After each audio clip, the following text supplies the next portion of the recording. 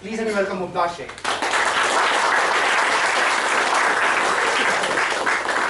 Mumtaz, if you can see it in your mind, you can hold it in your hand.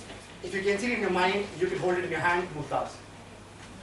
If you can see it in your eyes, you can hold it in your hands.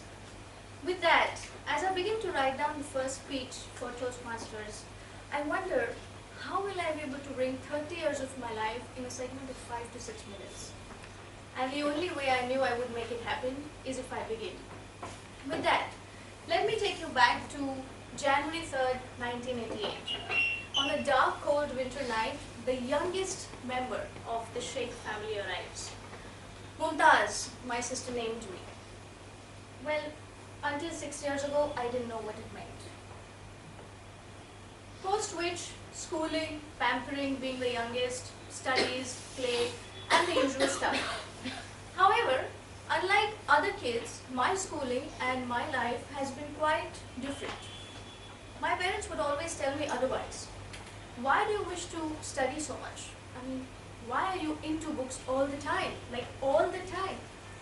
But I wanted to make sure that I'm on top of everything, right? So that I have a better bargaining power to things that I want to do.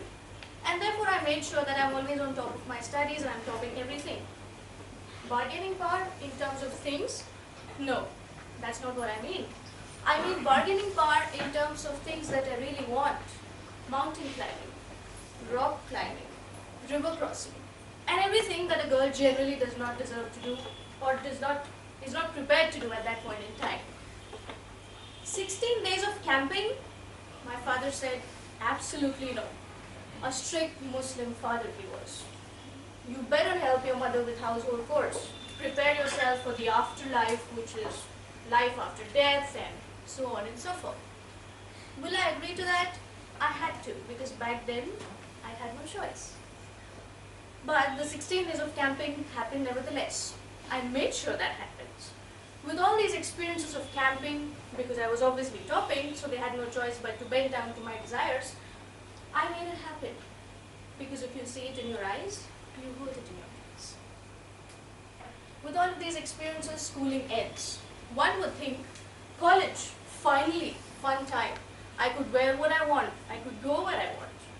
But that happiness was ephemeral. What happened post that was the shock of my life. Who has heard of Royal College of Arts, Mumbai?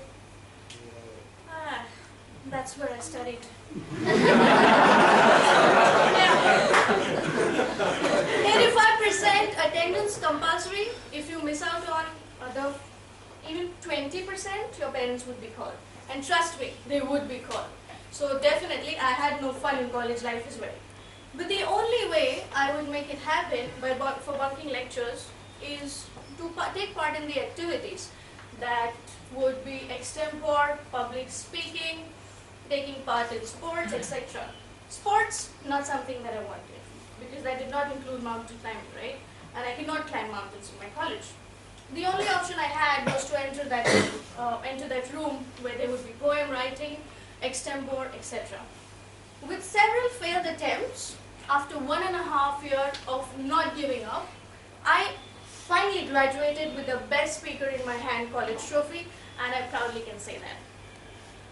Post that, what is it that you finally want?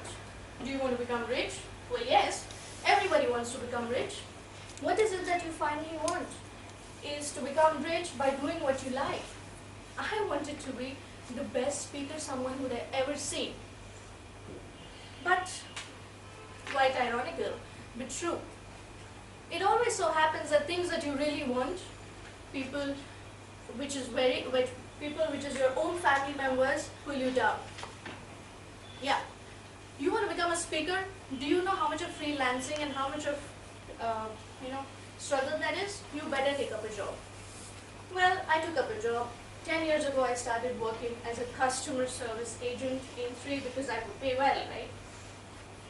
But that was a good decision. It kept my communication skills alive. If not with the crowd, at least I would speak with one customer at a time and make a difference to his or her life. What happened post that is history. Goal after goal, writing after writing. I will buy a house of my own. I made it happen. At 24 years, I had a house of my own. What I did post that is another history. 2 months ago, I bought a 2 BHK of my own. Got married to the man I love, and I have a daughter. Right? What happened with all of these goals? I should be happy, right? But no, I wasn't happy either. What is it that makes you happy, Mumtaz? Why are you not happy after achieving everything that you want?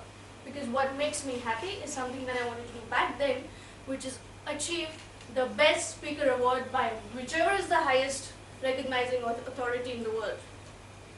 Toastmasters finally happened in July 2018, and here I am delivering the icebreaker speech. Very nervous, and my mentor knows it. I said to myself, no, I'm excited. 5, 4, 3, 2, 1, Mel Robbins, someday I will beat you. And here I am. Thank you.